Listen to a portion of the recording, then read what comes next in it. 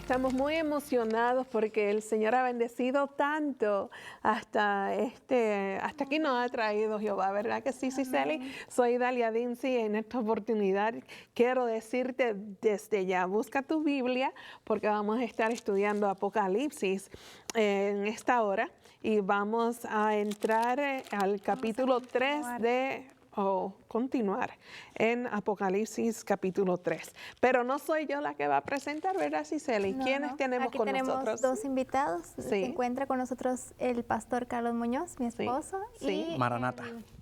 Maranata. Y el pastor Héctor Delgado también. Maranata también. Amén. Cristo viene. Cristo Amén. viene. Amén. Amén. Así es. Eso es lo que significa Maranata. Maranata. Cristo viene. Amén. Bueno, amigos, hemos dialogado. Bueno, voy a dejar, Cicely, ¿por qué tú no nos dices de cuáles iglesias hemos hablado ya? Bueno, hemos estado hablando acerca de Éfeso, Esmirna, Pérgamo, Teatira y ahora nos toca... No, acabamos. Y Sardis. Sardis, el sí, programa perdón. anterior. Y ahora empezamos con Filadelfia. Filadelfia, Amor, sí. La iglesia del en lo amor. que hemos hablado hasta ahora, ¿cómo tú ves el panorama de las iglesias? O sea, ¿cómo percibes lo que Cristo nos está diciendo?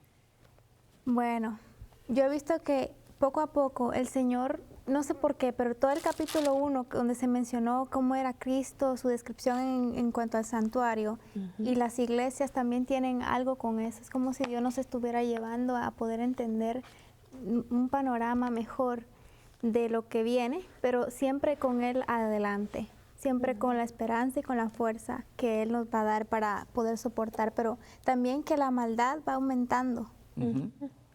¿Verdad? Así es. Y que va a llegar un punto ahí en que ya no más misericordia. Sí. Y vamos a ver más adelante cuando toquemos Daniel capítulo 8, donde se habla del mismo sistema, de lo mismo que está ocurriendo en las iglesias, donde un ángel le dice en Daniel capítulo 8, versículos 13 y 14, dice, ¿hasta cuándo durará la visión?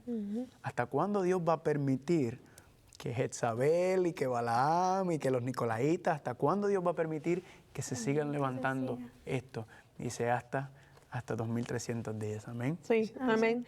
Sabes que también lo que se me viene a la mente es que Dios espera de nosotros ser mejores mayordomos en la iglesia, porque vemos que no sé si la palabra es rebelde, porque no seguimos lo que ya sabemos, sino que hay algunos jalando para un lado, jalando por el otro, y desafortunadamente la unidad no existe.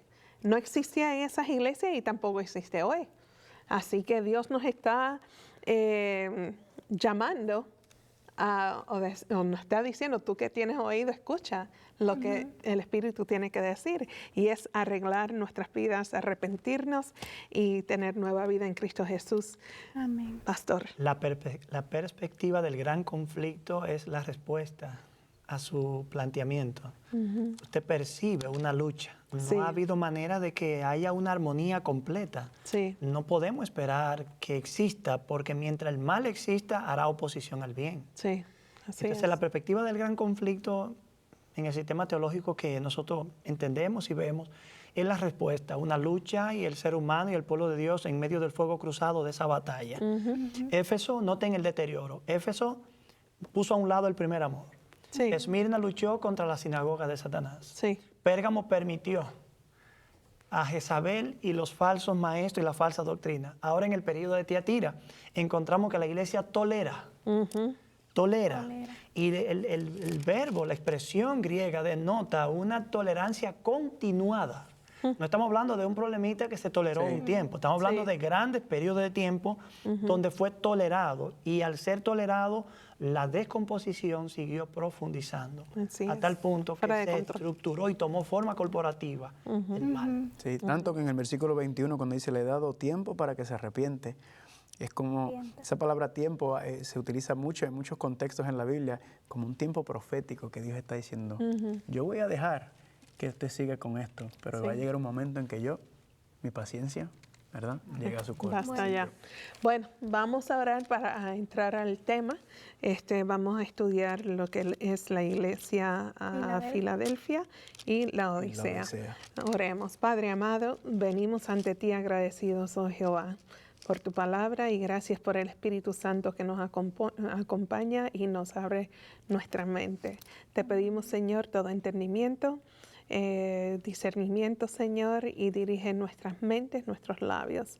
Y bendice cada persona sincera que está buscándote de todo corazón. Amén. Anhelamos que tú llegues pronto y que tener esa reunión familiar contigo en los cielos. En el nombre de Jesús. Amén.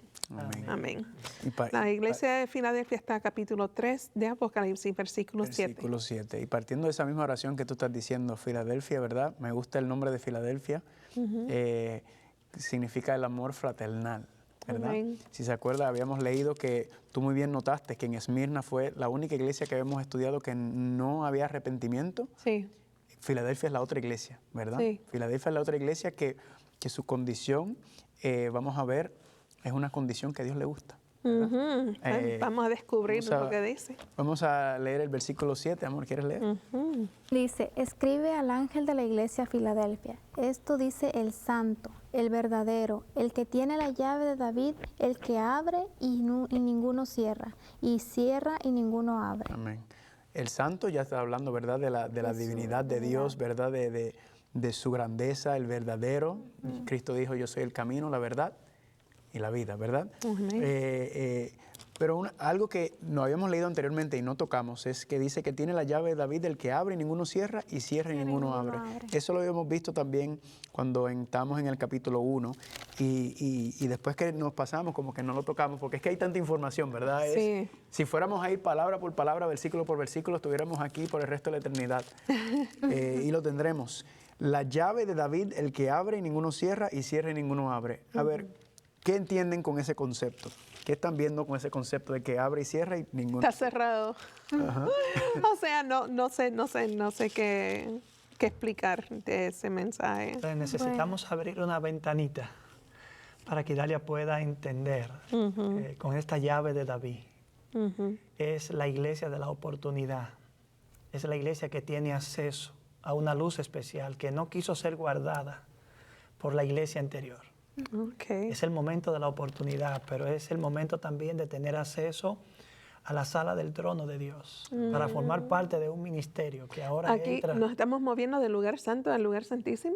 Bueno, en el contexto de la doctrina del santuario que permea y contextualiza todas las revelaciones del Apocalipsis, es inevitable que tenemos que pasar por un elemento que será comentado más adelante. Exacto. Abrir y cerrar tiene que ver con dos ministerios, aparte de las oportunidades propias que se abren ante la iglesia en términos de luz y oportunidad de recomenzar, relanzar el programa Reiniciar. evangelístico.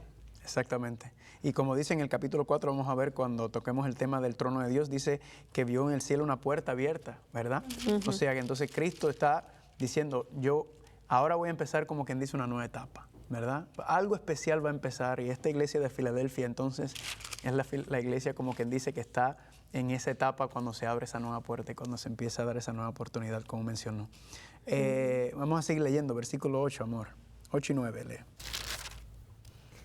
Yo conozco tus obras. He aquí, he puesto delante de ti una puerta abierta, la cual nadie puede cerrar, porque aunque tienes poca fuerza, has guardado mi palabra y no has negado mi nombre. He aquí, yo entrego de la sinagoga de Satanás a los que dicen ser judíos y no lo son, sino que mienten. He aquí, yo haré que vengan y se postren a tus pies y reconozcan que yo te he amado. Por cuanto, ¿sigo? Sí. Por cuanto has guardado la palabra de mi paciencia, yo también te guardaré de la hora de la prueba que ha de venir sobre el mundo entero, Amén. para probar a los que moran sobre la tierra. He aquí, yo vengo pronto, retén lo que tienes para que ninguno tome tu corona. Okay. Amén. So, aquí entonces si vemos, cuando empieza entonces inmediatamente el concepto que estaba diciendo Héctor, ¿verdad? Aquí que ha abierto una puerta a la que nadie puede cerrar, ¿verdad? Que aunque tienes poca fuerza, has guardado mi palabra y no has negado mi nombre. Es como si estuviera, ¿verdad? Tratando de recuperar. Como si hubiera estado encerrado, como si hubiera estado aguantado y ahora de momento Quiere explotar. sí, Reventar. está agarrando fuerza, ¿verdad? Entonces vemos esa relación entre esa puerta nueva. Parece que cuando ves esa puerta nueva abrir, como que tomando nuevas fuerzas, también dice, oye, espérate un momento, que aunque estamos viendo lo que ha estado pasando últimamente, estamos viendo los ataques, la persecución, la apostasía, pero ahora está diciendo, mira, Dios no ha terminado de revelar. Dios no ha aguantado, sino que Dios todavía tiene más, ¿verdad? ¿Cómo tú ves esa dinámica ahí? Aunque tiene pocas fuerzas, me llama la atención, es un cuerpo que parece débil, son pocos, es pequeño, no parece tener la más mínima posibilidad de sobrevivir a los eventos que conforman ese periodo de la iglesia, pero está dispuesto a guardar, está dispuesto a cumplir. Dios le dice, yo conozco lo que ocurre, yo sé tu incapacidad para cumplir la misión al nivel que debería ser cumplida, pero hay una voluntad en ti, una voluntad dispuesta, entonces yo estoy ahí, yo te voy a apoyar. Vamos a abrir una puerta ante ti que te dará acceso a algo que te dará poder para realizar lo que con la poca fuerza que tiene no lo puede hacer. Gloria a Dios. Y ahí vuelve entonces a mencionar en el versículo 9 la sinagoga de Satanás, ¿verdad? Ya hemos visto sinagoga de Satanás, el trono de Satanás, las profundidades de Satanás. Los judíos que no lo son. Los judíos que no lo son. Eso también entonces nos lleva también a lo que estaba pasando en la iglesia de Esmirna, ¿verdad? Regresa nuevamente haciendo énfasis y ahí vemos que no hubo corrección con Esmirna ni con Filadelfia, ¿verdad? Dios está diciendo, y ahora que vengan y se postren a tus pies y reconozcan que yo te he amado. Lo que fueron estos elementos de oposición en términos históricos, estos personajes representaron los elementos de oposición. Falsos creyentes que de pronto se hacían pasar por creyentes verdaderos, pero no representaban realmente los intereses del reino. En el periodo que la iglesia ahora de Filadelfia representa, nos encontramos con lo mismo. Una serie de elementos que tratan o de momento forman parte de la experiencia, pero realmente no son parte de ellos, no asumen la responsabilidad de la luz que trae esa puerta que ha sido abierta. Y por cuanto has guardado la palabra de mi paciencia, yo también te guardaré de la hora de la prueba que ha de venir ¿sobre quién? Sobre el mundo entero para probar a los que moran sobre la tierra. Entonces podemos relacionar, cuando lo leemos así. Ese fue el versículo 10. Ese fue el versículo 10. Que cuando entonces esa puerta nueva se abre, cuando entonces ese grupo, ese remanente toma fuerzas, ¿verdad? La sinagoga de Satanás tendrá que reconocer, ¿verdad? Tendrá que darse cuenta de lo que está pasando en algún momento. Dice que va a reconocer que ese pueblo, aunque también martillado, también señalado, también apuntado, Dios dice que reconozcan que yo los he amado. ¿Por qué? Porque va a haber una prueba que yo voy a traer sobre el mundo entero. Y los que van a sobrevivir esa prueba son aquellos, como lo estoy analizando, son aquellos que caminan por esa puerta, ¿verdad? Son aquellos que no se quedan mirando, sino que atraviesan esa puerta, entran a esa puerta, están entrando, entonces están aceptando esta nueva luz que yo le estoy dando a mi pueblo, ¿verdad? Sí. Y Dalia, ¿usted recuerda algún momento en otro de los programas cuando usted nos hizo referencia al rapto secreto? Sí. Bueno, pues este pasaje es muy popular dentro de ese sistema de creencia. Oh, sí. Claro, te guardaré de la hora de la prueba. Para ese sistema de creencia implica que el pueblo de Dios será retirado de la tierra y no pasará por la prueba. Sí, sí, sí. Pero eso entra en conflicto con todos los escenarios en los cuales el pueblo de Dios se ha visto envuelto en situaciones complejas de persecución y Dios siempre los ha guardado. Así que eso no es bíblico. No es bíblico. El rapto, como decía Carlos, en el sentido de un pueblo que será tomado en ocasión de la segunda venida, inevitablemente es bíblico, es verdadero, sí, pero que sea tomado en forma secreta, inadvertida, para permitir entonces que ocurran una serie de cosas mientras otro grupo religioso ocupa el lugar que la iglesia ya tiene, realmente entra en conflicto con una serie de evidencias bíblicas. Dios guardará a su pueblo en medio de la prueba.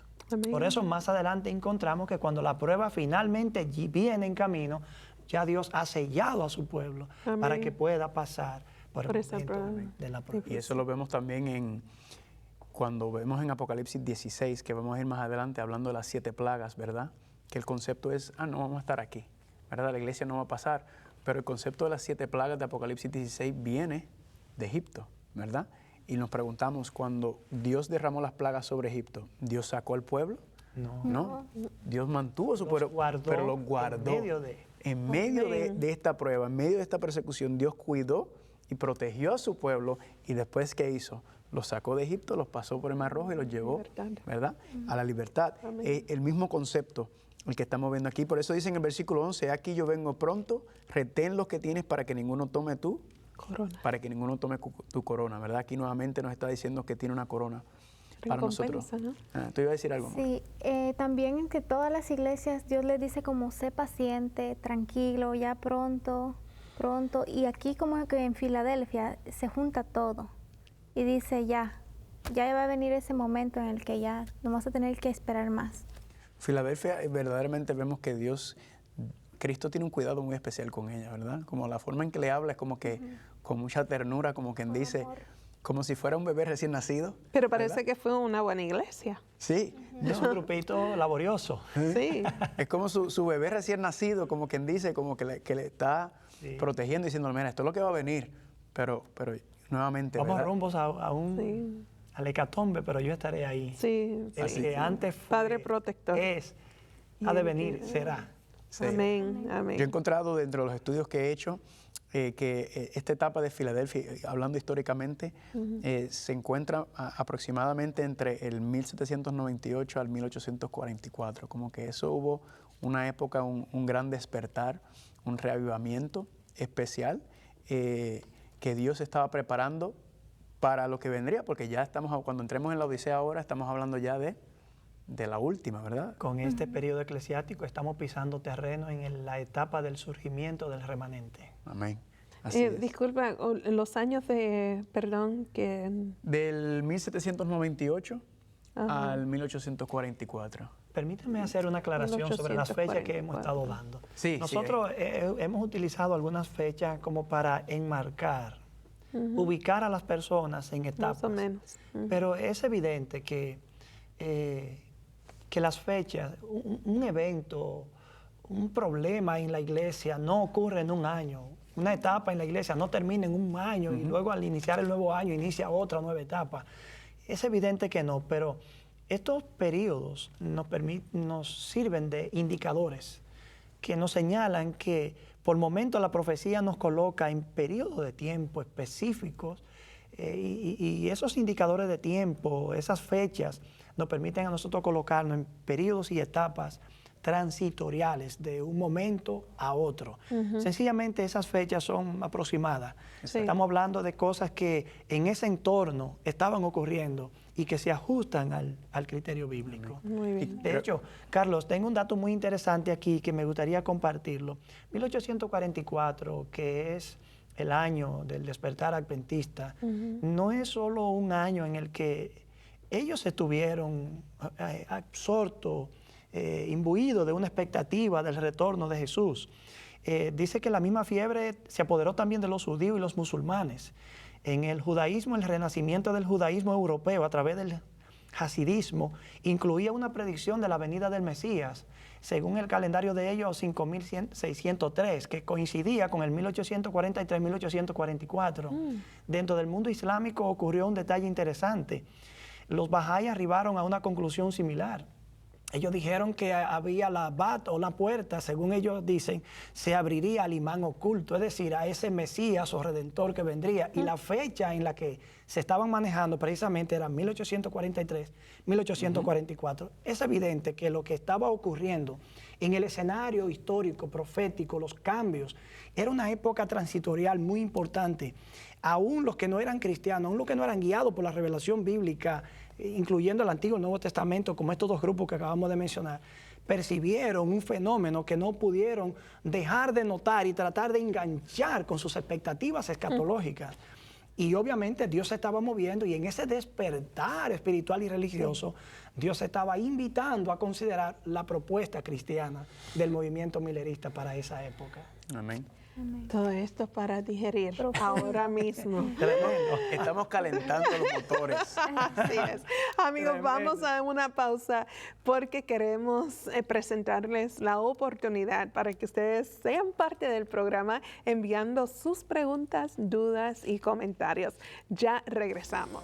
Si tiene preguntas, dudas, comentarios, escríbanos a ses@3abnlatino.tv o 3ABN Latino, PO Box 220, West Frankfort, Illinois, 62896. Y recuerde, invite a sus amigos a ver el programa Salvación en Señales y Símbolos. Bueno, amigos, qué bueno que están siguiendo la programación. Continuamos el estudio de la iglesia Filadelfia en el capítulo 3, versículo 7. Hemos leído hasta el 11, ¿verdad? Sí, hasta el 11. Muy bien. Así que terminamos con He aquí yo vengo pronto. Amén. Retén lo que tienes para que ninguno tome tú corona. Quería comentar que quizás las personas que nos están viendo están diciendo, "Mira, ¿de dónde sacan esta gente esta fecha? 538, 1798, 1844. Como habíamos hablado anteriormente, lo que estamos haciendo con las iglesias es tirando el piso, ¿verdad? Tirando el fundamento.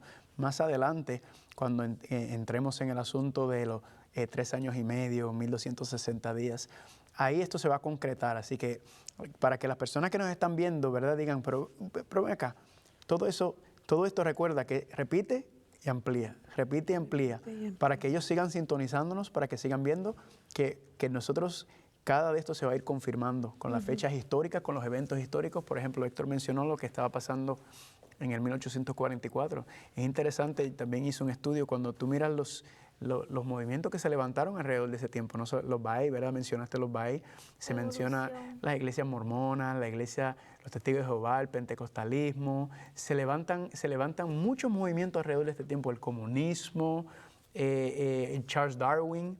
O sea, esta fecha de 1844 es una fecha muy especial, claro, proféticamente, pero también terrenalmente, como quien dice, de tantas cosas que estaban pasando a la misma vez. Y vamos a ver más adelante cuán especial es y cómo podemos, entonces, ahí ligamos nuevamente, ¿verdad? Lo horizontal con lo vertical, diciendo, ¡pum! Mira a Dios como puso su dedo aquí, cómo está dirigiendo su pueblo. Claramente, ¿verdad? claramente marcado. Esa puerta que abrió, esa nueva puerta que abrió Dios diciendo, mis hijos, ahora es tiempo de dar el próximo paso, ¿verdad? Pero el enemigo no se rinde. El enemigo viene, dice que anda como león rugiente, ¿verdad? Y en Apocalipsis capítulo 12 dice que, viendo que fue echado, dice que ahora está con más ira porque sabe que le queda poco tiempo. Ese concepto de abrir una puerta y cerrar en el contexto del santuario, que hemos dicho que es el marco de referencia de las visiones del Apocalipsis, es interesante. Precisamente cuando estudiamos la economía del santuario encontramos que habían 2 ministerios, uno que se realizaba en el lugar santo y uno que se realizaba en el lugar santísimo. Para esta época transitorial del tiempo del fin, en el que este periodo eclesiástico ya nos deja de pie, es obvio que se está produciendo un desarrollo en el plan de la redención, según las profecías que más adelante podremos también puntualizar en otros contextos específicos. El ministerio de Cristo ya no empieza a concentrarse, no se queda concentrado donde están los candelabros, sino que pasa al lugar santísimo.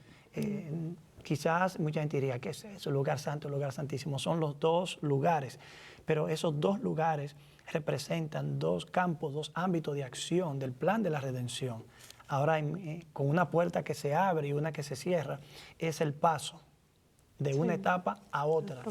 Y con eso entramos a lo que es la etapa del fin. Por eso el pueblo de Dios percibió el movimiento, vio en la profecía las señales, y al estudiarlo hace contacto con esa verdad y no puede más que comunicarla y dejarla saber al pueblo. Y en Daniel 8, hablando de eso, en Daniel 8, cuando ve la visión del cuerno pequeño que está pisoteando el santuario, está pisoteando el plan de salvación, y el ángel le dice, ¿hasta cuándo va a permitir Dios que continúe el cuerno pequeño? Que vamos a ver que está ligado con el sistema de la bestia, eso. ¿Hasta cuándo Dios va a permitir, verdad? Ligado con Jezabel, con todo esto que estamos diciendo. Y le dice, esto es hasta el tiempo del fin, ¿verdad? Cuando esto empiece es que Dios le va a poner fin, en el sentido de que Dios va a levantar, lo que está diciendo aquí, va a levantar un pueblo que va a salir a predicar este mensaje final. Así que sabroso, es sabroso. Vamos a terminar con la iglesia de Filadelfia, ¿verdad? Versículo 2 y 13. La promesa. Amor, ¿quieres leerlo? Ok, dice, al que venciere yo le haré columna en el templo de mi Dios, y nunca más saldrá de allí, y escribiré sobre él el nombre de mi Dios y el nombre de la ciudad de mi Dios, la nueva Jerusalén, la cual desciende del cielo de mi Dios, y mi nombre nuevo. Muy bien, entonces nuevamente el que venciere, el que perseverare, el que siga fiel, el que se mantenga, yo lo haré columna en el templo de mi Dios, ¿verdad? La columna entonces, como habíamos hablado sobre el templo, habíamos mencionado la columna del templo. ¿Qué es lo que hace la columna en un templo? Sostiene la estructura. ¿Verdad? Me acuerdo que habíamos leído sobre la piedrita, ¿verdad? Que decía Pedro que seríamos piedritas, ¿verdad? Entonces está diciendo que nosotros seremos como los embajadores, los representantes, los que vamos a mostrar al mundo y decir, mira, Dios puede sostener a su pueblo, Dios puede mantener a su pueblo. Nosotros somos la columna en ese contexto. El fundamento es Cristo, ¿verdad? Sí. Pero dice que nos hará columna en el templo de Dios. ¿Tú tienes algo ahí para añadirle a...? Sí, estoy mirando el texto y me gozo en lo que el texto dice. Cada promesa nos deja de pie en la eternidad. Amén. Y cada promesa contempla elementos distintos que van como completando todo un cuadro de bendiciones inimaginables que conformará la existencia de los redimidos en la tierra nueva. Muchas personas han creído que la vida en la eternidad será una vida aburrida, monótona, en la que con 2 alitas, quizás un roncito de luz en la cabeza. No me puedo imaginar. Los santos van a vivir una vida tranquila. No. Es inestimable lo que viene. Le voy a dar una clave aquí, quiero compartirla. Cada expresión en el Apocalipsis hay que notarla bien. Por ejemplo, le haré columna en el templo de mi Dios, pero eso está acompañado y nunca más saldrá de allí. Y nunca más saldrá de allí significa que nunca más el pecado volverá a existir.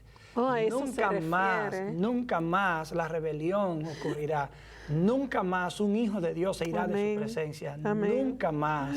Nunca más querremos estar fuera de la presencia de Dios. Ser hecho columna en el templo de mi Dios es establecerlo allí en la eternidad, en la vida para santa, siempre. Inmortal, y ser feliz para siempre. Amén.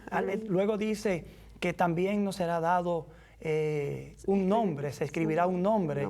En Apocalipsis 14 habla de que los sellados tienen el nombre del Padre y el nombre del Hijo en la frente, lo que indica el carácter. Y luego el nombre de la ciudad de mi Dios, que desciende del cielo. Esa expresión que desciende del cielo me conecta con Apocalipsis 21, porque en el verso 2 y el 10 se habla de la Jerusalén y se ratifica que desciende del cielo de mi Dios. Pero luego la cualidad de la ciudad se describe, la ciudad santa. Es el elemento de la santidad que se incorpora en el carácter. Un Dios santo vivirá la eternidad con criaturas santas. Amén. Amén. Amén. Y nos preguntamos, ¿será que llegaré a esa perfección? ¿Será que lograremos estar así tan fuertes? Bueno, todo lo puedo en Cristo que me fortalece, Amén. ¿verdad? Amén. Exacto. Es importante notar que la perfección en la Biblia, cuando dice, seréis perfectos como mi Padre, ¿verdad? Jesucristo lo dice en Mateo capítulo 5. A veces las personas dicen, ay, yo no puedo llegar a esa perfección. Ay, ustedes, yo no soy perfecta, pero ustedes sí. ¿Verdad? Pero luego nos dice, cuando sigues estudiando el mismo contexto, dice que ser perfecto es ser misericordioso, ¿verdad? Ser bondadoso. O sea, son los atributos de Dios los que el Espíritu Santo va a ir renovando en nosotros, que son los que nos van a reflejar. Y la perfección, de hecho, no es un estado, sino es un camino.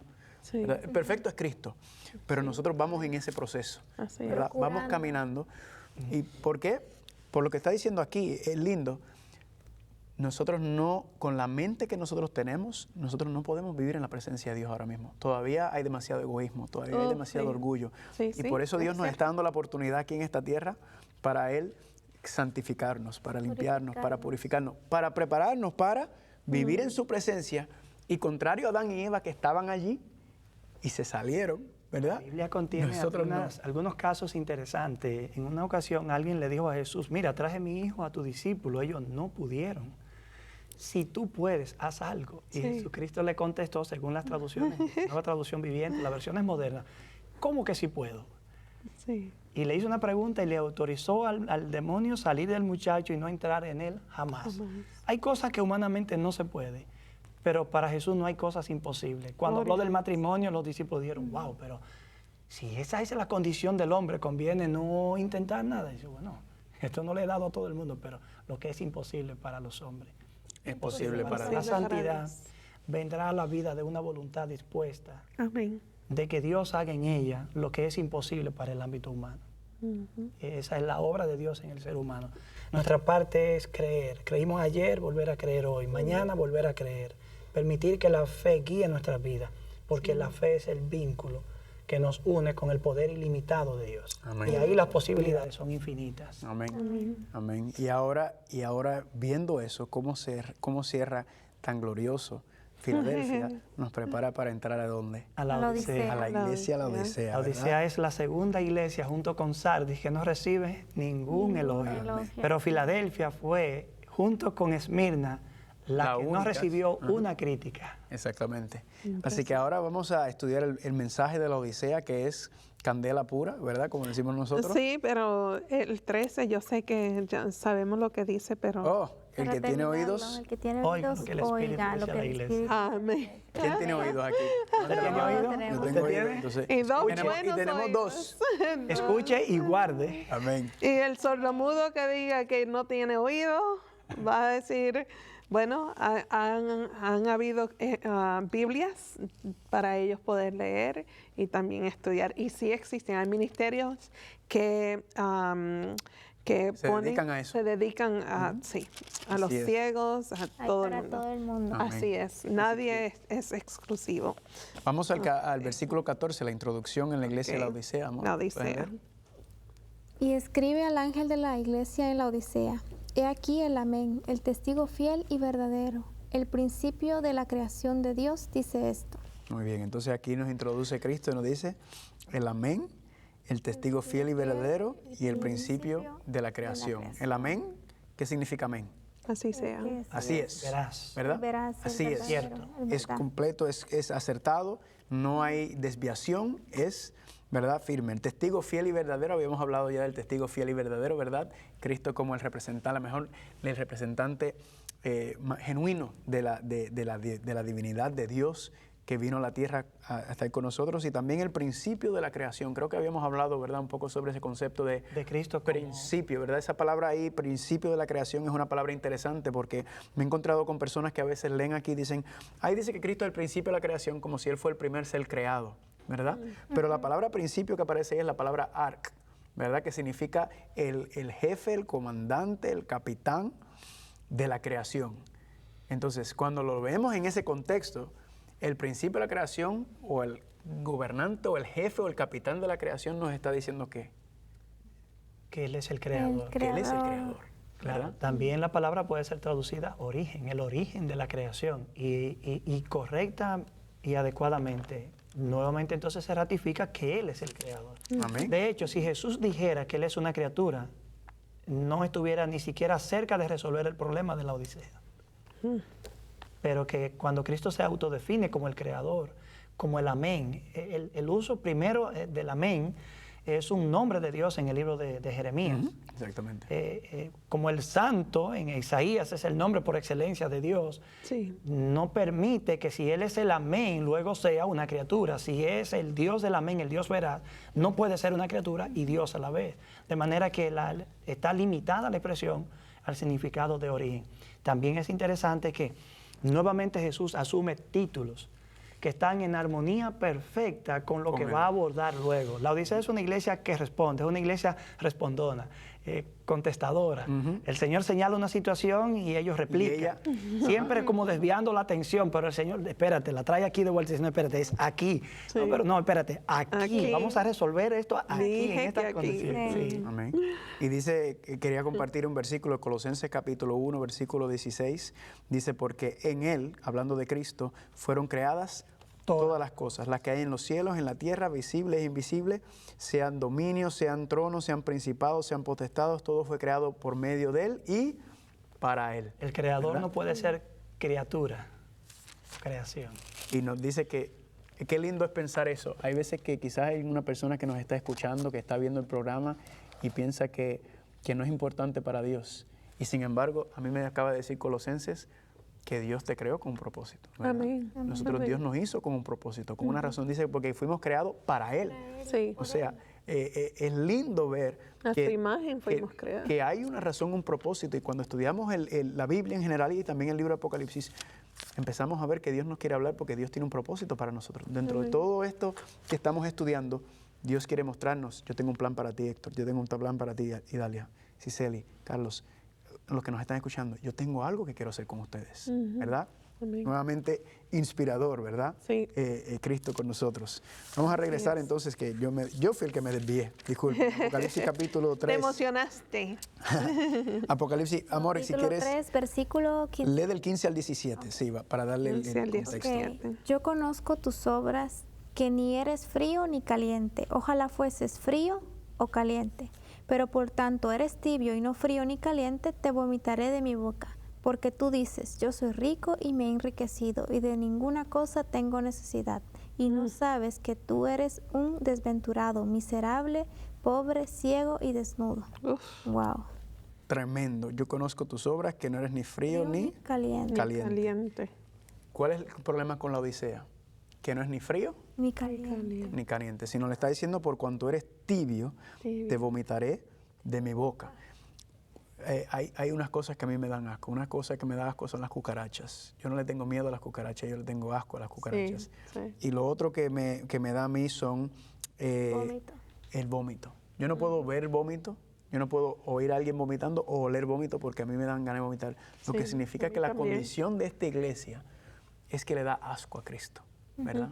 Le causa náusea a Cristo, donde Él quiere botarte, quiere sacarte, ¿verdad que sí?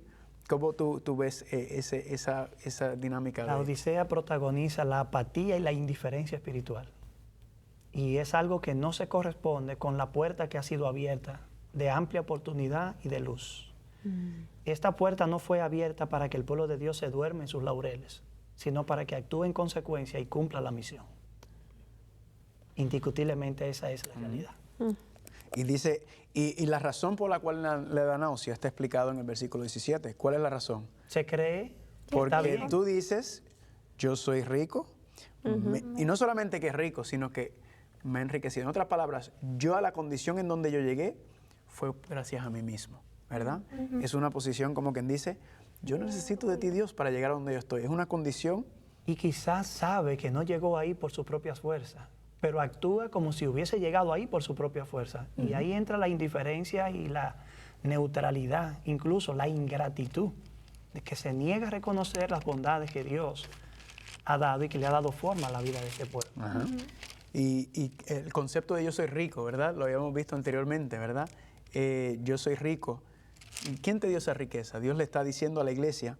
Vamos a ver, cuando terminemos con la iglesia en el próximo segmento, vamos a ver que nos está diciendo, no, tú te crees que eres rico, pero que tú tienes necesidad de mí. Más que nunca ahora creyéndote que tú estás bien, es cuando peores tú estás. Sí. ¿Verdad que sí? Desafortunadamente. Bueno, amigos, ya pronto vamos a tomar una pausa y es para informarles acerca de este programa, los recursos que están disponibles, cómo ver en las otras ediciones del mismo programa, Salvación en Señales y Símbolos. Y hasta ahora, pues, hemos estado hablando de las 7 iglesias. Todavía no hemos terminado, así que no se retiren. Sí tenemos que ir a una pausa, ¿verdad? Así que quédense en sintonía, no cambien el canal, ya regresamos. Para más información de cómo adquirir su copia de la serie Salvación en Señales y Símbolos, llámenos durante las horas laborales al 1-618-627-7021. También puede escribir a 3ABN Latino, P.O. Box 220, West Frankfort, Illinois, 62896. Bueno, amigos, Dios les bendiga. Gracias por continuar sintonizando el programa. Continuamos con el estudio de la séptima iglesia, la iglesia Laodicea, el mensaje a las iglesias de Apocalipsis. Así que si no habían estado estudiando con nosotros, les invito desde ya, busquen sus Biblias o su aparato inteligente donde tienen su aplicación de la Biblia, Apocalipsis 3, y estábamos leyendo el versículo 16, más porque eres tibio y no frío ni caliente, te vomitaré de mi boca. Uf, ¿por qué? Terrible. Porque tú dices, yo soy rico y estoy enriquecido y no tengo necesidad de nada. Y no conoces que tú eres un desventurado, un miserable, un pobre y ciego y desnudo. ¿Quién nos dice nuestra condición? Nosotros obviamente vamos a estar como dicen en inglés, en denial. Tú sabes, que no vamos a aceptar y es imposible. ¿Perdón? En negación. Sí, en negación. Entonces es imposible que yo esté en esa condición. Quizás tú los percibas así. Pero ¿quién y cómo y cuándo alguien nos puede revelar nuestra condición real? Sí, no, de hecho, sí, cuando leemos esto, automáticamente cada cristiano diría, ese no soy yo. Sí. Y sin embargo, es para nosotros. Sí. ¿Verdad? Es más fácil ver las fallas en el ojo ajeno, la viga en el ojo ajeno, Sí, sí. la paz en el ojo ajeno. Y por eso dice, pobre, ¿verdad? Porque se cree rico, pero es pobre, ciego, no ve. ¿Verdad? Es interesante notar que cuando tú estudias el contexto históricamente la Odisea, dice que la Odisea era un lugar muy rico, ¿verdad? Era un lugar muy rico y que dice los historiadores que por ahí pasó un terremoto, pero eran tan ayuda orgullosos y dijeron, que no quisieron ayuda. Dijeron, nosotros estamos bien. Exactamente. ¿Verdad? Y desnudo, el concepto de desnudo es un concepto, creo que es la primera vez que aparece en el libro de Apocalipsis, y el concepto de desnudo nos lleva a Génesis. ¿Verdad que sí? Cuando Adán y Eva dice que moraban en la presencia de Dios, estaban en la presencia de Dios. Dice en Génesis capítulo 2 que Adán y Eva no se daban cuenta que estaban desnudos. ¿Por qué? Sí. Porque estaban cubiertos por la gloria de Dios. Amén. Vivían en la presencia de Dios. Dios lo había hecho a su imagen y semejanza, el carácter. Sí. Pero lamentablemente le abrieron la puerta al enemigo, ¿verdad? El enemigo entonces entró por ahí y luego nos dice en Génesis 3 que interesante que cuando Dios oyeron la voz de Dios, ellos se escondieron y luego dicen ellos, Adán le dice a Dios, ¿y quién te dijo que, dónde tú estás? ¿Verdad? ¿Y qué le dijo Adán? Oh, me escondí. ¿Por qué? Miedo. Porque tuve miedo y Estoy porque estoy desnudo. Pero sin embargo dice que se taparon con hojas de higuera, sí. ¿verdad? Claro, eso hay explicaciones espirituales profundas. Y nos recuerda Hebreos capítulo 4, cuando habla de también en el mismo contexto de la espada, dice que ante Dios no hay nada escondido. Dios todo lo ve, Dios ve el pecado. En este contexto la desnudez representa que no está cubierto por algo porque Dios tuvo que hacer ¿qué? Dice Génesis 3:21 que Dios dijo, esas vestiduras no sirven, sino que yo te tengo que cubrir con la piel ¿de qué?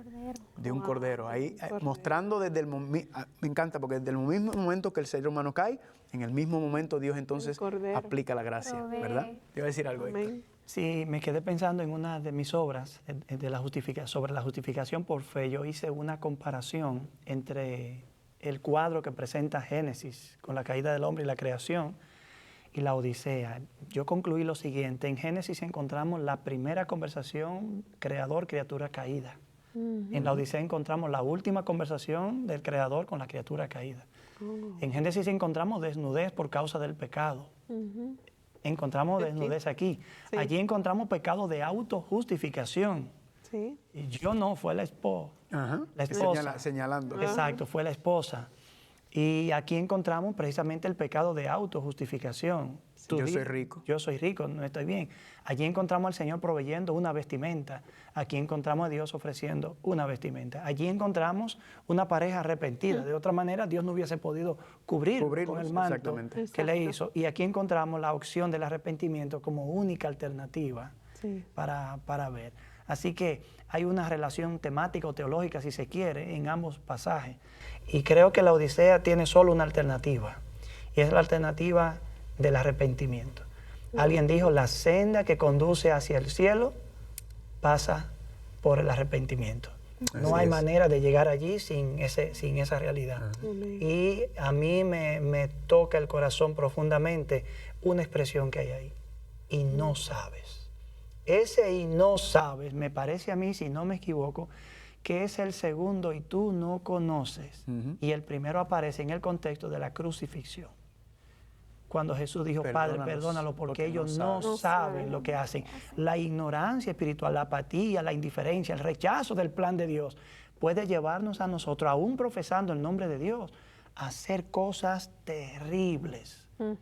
La Odisea tiene que atemperar al llamado divino, tiene que arrepentirse, tiene que autoevaluarse, autoexaminarse y rendirse a los pies del Creador. Y ahí viene también el concepto de la Odisea, la iglesia del juicio, el juicio de la iglesia. Del pueblo. O sea, arrepiéntete. Ahora, cuando entramos en esta última fase, ¿verdad? Ya la iglesia después del 1844, lo que Dios está diciendo es, esta es tu última oportunidad, ¿verdad? Ya es hora de que o estás o no estás. Como quien dice, la puerta, ya esta puerta está por cerrar, ¿verdad? Va a llegar un momento muy pronto en que la puerta cierra y esta cierra. Así como abrí aquella y nadie la puede cerrar, yo pronto voy a cerrar una puerta y nadie la va a volver a poder abrir. Es, podríamos decir, el último llamado de Dios, la última amonestación de Dios a la tierra. Y me gusta como Dios entonces también, incluso en el versículo 18, Dios le da la respuesta, ¿verdad? Dios le da el remedio para la condición de tibio. ¿Cómo dice ahí, amor? Leer el versículo 18. Por tanto, yo te aconsejo que de mí compres oro refinado en fuego, para que seas rico, y vestiduras blancas para vestirte, y que no se descubra la vergüenza de tu desnudez. Y unge tus ojos con colirio para que veas. Yo reprendo y castigo a todos los que amo. Sé pues celoso y arrepiéntete. Amén. Ahora todo lo que habíamos leído hasta el versículo 17, ahora Dios le da el antídoto, podemos decir, ¿verdad? El remedio para cada una de esas condiciones, ¿verdad? ¿Tú te crees que eres rico? Tú tienes que comprar el oro refinado de mí. Tú piensas que tú estás desnuda, pues tú tienes que vestirte con las vestiduras de vestirte, ¿verdad? Tú eres ciego, tú necesitas ponerte ojos, unge ojos como colirio para que veas. Cada uno de estos pasos, entonces, tenemos que mirarnos y decir, ¿seré yo ciego? ¿Seré yo desaventurado? ¿Seré miserable? ¿Seré pobre? ¿Seré desnudo? Pues si lo soy, la única manera que puedo saberlo, porque como tú dices, ¿qué dice la Odisea? No sabe, ¿verdad? No sabe. Dios le dice, tú no sabes. Entonces, yo reprendo y castigo a todos los que amo, sé pues celoso y arrepiéntate. Significa que esto es un mensaje de amor, ¿verdad? Independientemente de la condición tan baja que ha caído la iglesia de la Odisea, Dios le está dando esa última oportunidad, ¿verdad? Dios, aún a pesar de todo lo que ha hecho, Dios está todavía permitiéndole a ella para que ella pueda accesar a su presencia.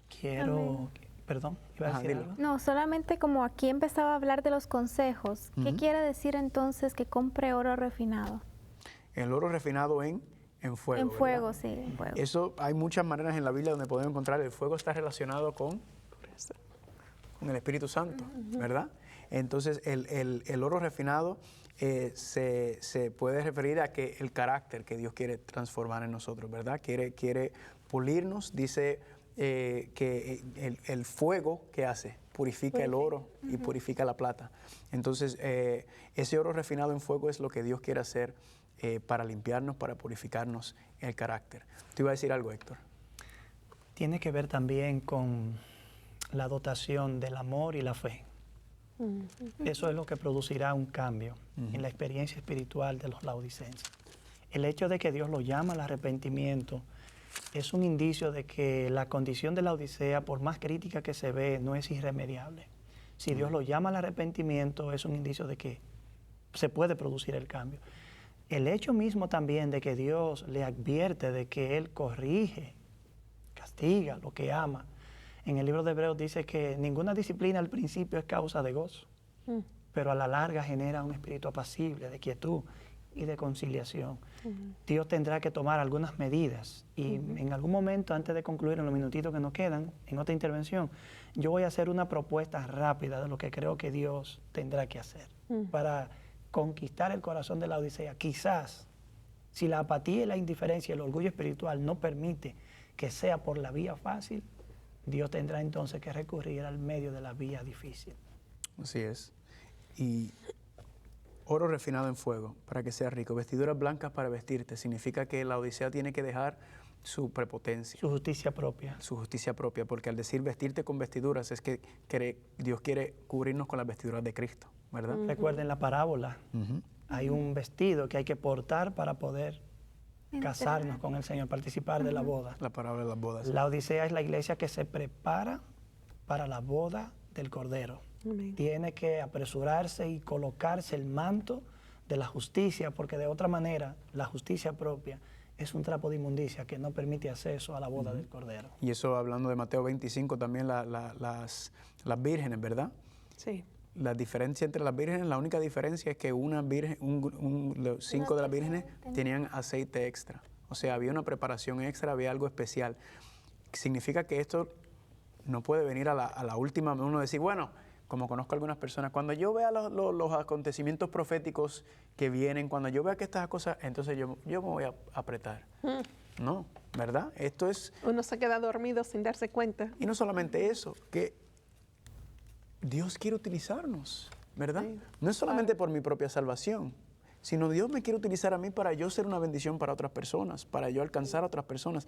Y a veces es hasta egoísta que las personas digan, bueno, pues cuando aprieten las cosas, entonces yo me pongo las pilas. No, porque Dios quiere utilizarte ahora. Será muy tarde.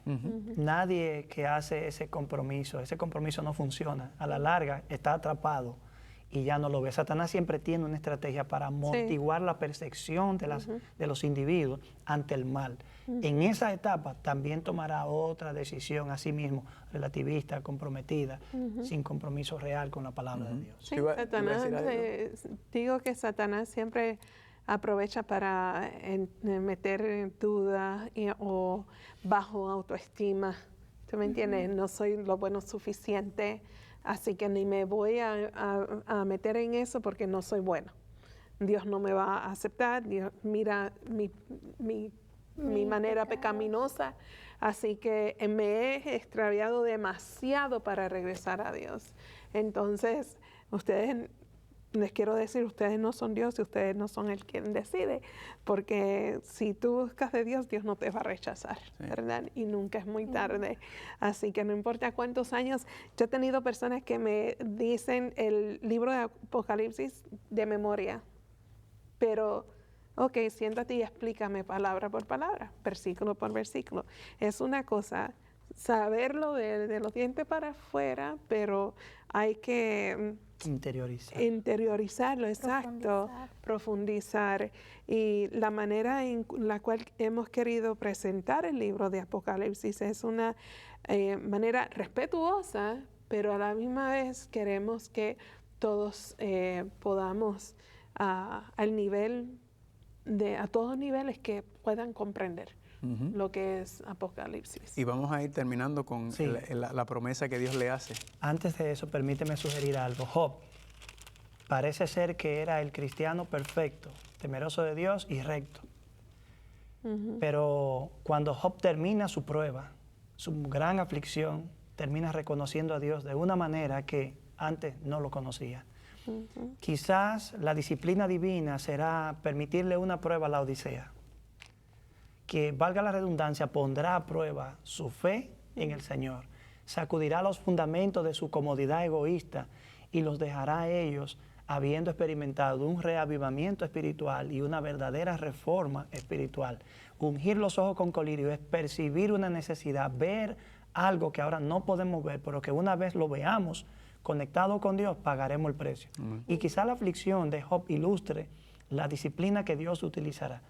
Dios permitirá una crisis indiscutiblemente y el pueblo de Dios, aunque lo vaya a guardar en ella y a protegerlo, será una crisis que vendrá a ser una prueba real para el pueblo de Dios. Amén. Y con eso vamos a terminar, Sí. leerlos nada 20 más, y 21. porque nos va a llevar para el próximo tema. Sí, sí. ¿Cuál es la promesa? Dentro de los que abren los ojos, los que permiten que Dios los vista, los que compran el oro refinado de Dios, los que permitan que el Espíritu Santo haga la obra. Y aquí yo estoy a la puerta y llamo. Si alguno oye mi voz y abre la puerta, entraré a Él y cenaré con Él y Él Conmigo. nuevamente. Dios queriendo tener una relación íntima con nosotros, ¿verdad? Queriendo acercarse, cenar con alguien. Usted no invita a cualquiera a su casa a cenar, ¿verdad? Esto es algo íntimo, es una relación íntima. Y luego dice, al que venciere, al que perseverare, le daré que se sienta conmigo en mi trono, así como yo he vencido y me he sentado con mi Padre en su trono. Amén. Ay, ay, ay. Eso es El que tiene oído, Oigan lo que el Espíritu dice. Yo creo que vamos a dejar esa última parte del trono para el próximo programa, porque ahí entonces en capítulo 4 nos habla del trono de Dios. Bueno, pues necesitamos despedirnos de nuestros amigos en casa por esta oportunidad, por esta hora. El pastor Héctor Delgado, por favor, rapidito. Pueden en Facebook hacer contacto conmigo en Héctor A. Delgado o HAD Libros, o en la página web donde pueden ver los recursos que tenemos a disposición. hadlibros.org. Muy bien, entonces Amazing Facts, es Descubriendo el Apocalipsis. Gracias, claro. Eli. En YouTube y en Facebook, y también por medio de nosotros les enviamos los links para Amazing Facts. Tiene mucho material en español, tiene mucho estudio, muchas cosas. Aparte de los estudios que nosotros hemos hecho, las notas, los temas, presentaciones, mucho material. O sea, no hay ninguna excusa, ¿verdad? Si tienen preguntas también pueden ir. Exacto. Lo que la gente va a quedar es que después de esto lo que hemos hecho es tirar un cemento, tirar un fundamento. La gente entonces va a tener recursos de más para seguir estudiando y profundizando. Sí, esto es más bien para motivar, ¿verdad?, al estudio del libro del Apocalipsis. Hay mucho que compartir aún. Apenas estamos entrando al 4º capítulo en el próximo segmento del programa. Y cada vez se pone más profundo. Sí. Y más interesante. Pero Pero es obvio que si lo que hemos hecho sirve de motivación para aprender más, el programa ha logrado su objetivo. Sí, amén. Definitivamente lo ha hecho conmigo. Conmigo también. Sí. Bueno, pues apartamos tiempo, amigos. Es hermoso podernos levantar bien tempranito antes de que nadie más se despierte en la casa para poder pasar un momento con Dios. Y es impresionante. Qué bendición, qué gran bendición es pasar tiempo a solas con Dios. Así que les invitamos no solamente a seguir la programación, en particular este programa, pero también a apartar el tiempo para meditar con Dios, usted y su Dios. Bueno, ha llegado la conclusión de este otro programa. Es el mensaje a las iglesias de Apocalipsis, parte 3, pero ahora ya vamos a nuestros próximos temas y queremos que ustedes no se lo pierdan, así que sigan en sintonía con su canal 3ABN Latino. Hasta pronto.